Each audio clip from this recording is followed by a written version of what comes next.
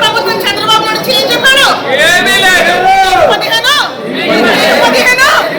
15 అన్నాడు. కాబట్టి విద్యార్థులకి ముఖ్యంగా తల్లికి వందనం కింద ఎంతమంది పిల్లలుంటే అంతమందికి 15,000 రూపాయలని, ఫీజు రియంబర్స్మెంట్ కింద విద్యా దీవెన కానీ, వసతి దీవెన కానీ, విదేశీ విద్య కానీ, సో ఇవన్నీ కూడా ఈ రోజు ఈ కూటమి ప్రభుత్వం ఎగ్గొట్టినటువంటి సందర్భాలు కనిపిస్తూ ఉన్నాయి.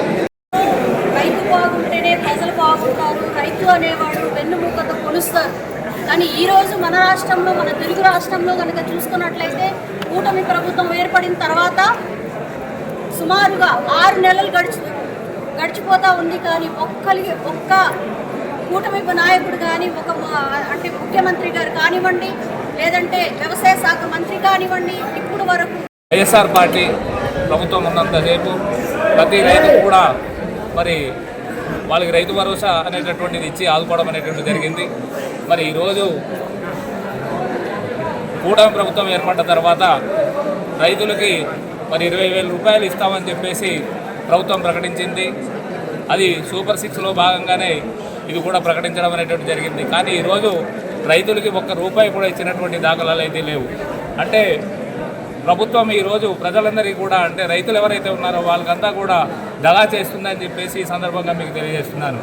అలాగే ఎంతో ప్రతిష్టాత్మకంగా జగన్మోహన్ రెడ్డి గారు బీమా అనేటటువంటిది ప్రవేశపెట్టి ప్రభుత్వం ద్వారా ఆ బీమా సొమ్ము చెల్లించేటటువంటి పరిస్థితి ఉండేది.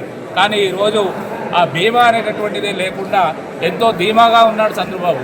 కాబట్టి మరి ఇది రైతులకి ఎంతో ఉపయోగకరమైనటువంటి బీమా పథకం. కాబట్టి ప్రతి రైతుకు ఆదుకోవాలనుకున్నప్పుడు మరి బీమా అనేటటువంటిది ఖచ్చితంగా కల్పించాలని చెప్పేసి తెలియజేస్తున్నాం.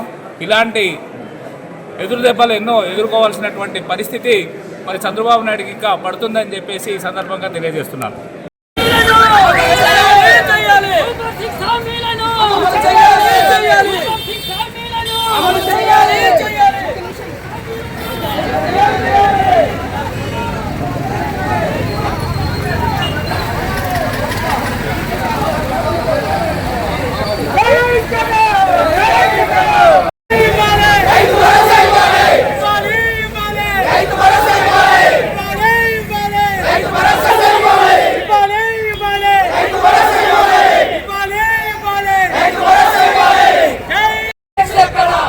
గిట్టుబాటు ధర కల్పించాలి, రైతులకు గిట్టుబాటు ధర కల్పించాలి, రైతులకు గిట్టుబాటు ధర కల్పించాలి, రైతుల వద్ద ధాన్యాన్ని కొనుగోలు చేయాలి, రైతుల వద్ద ధాన్యాన్ని కొనుగోలు చేయాలి.